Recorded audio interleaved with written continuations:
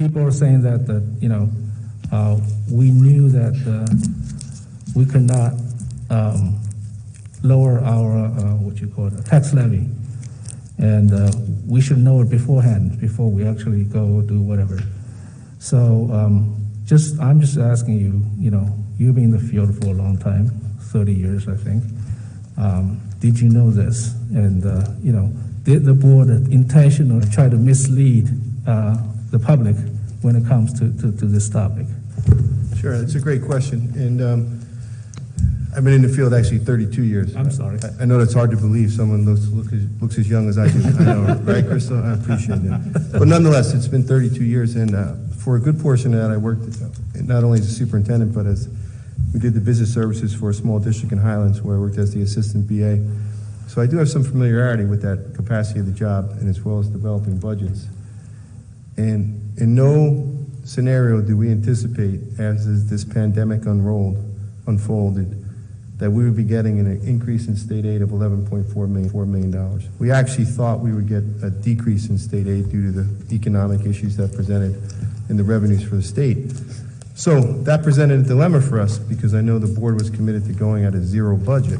So the only way you can do a zero budget when you have an increase in state aid would be to reduce the tax levy, which we initially came and presented to this group.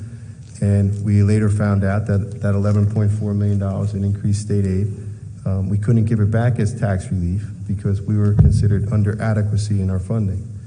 Now, when we submitted the budget through the state software, it kicked it back. Now, in my years of experience here, I've never had that experience where we went below zero, because fiscally we weren't able to do that.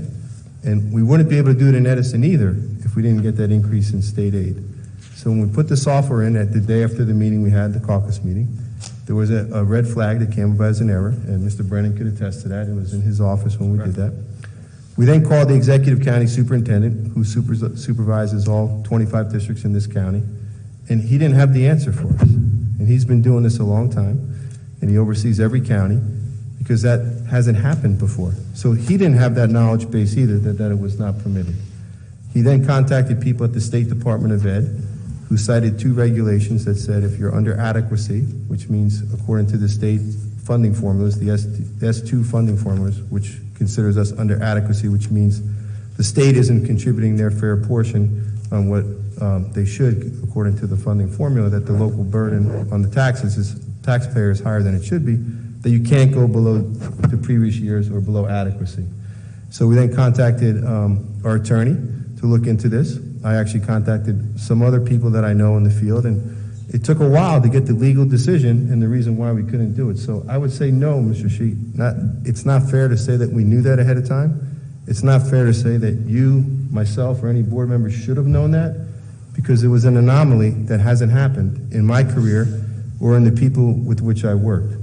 So to make that assertion, I would say, is not an accurate reflection of what transpired, and that's my position on that. Thank you. And the other thing is about this tax bill.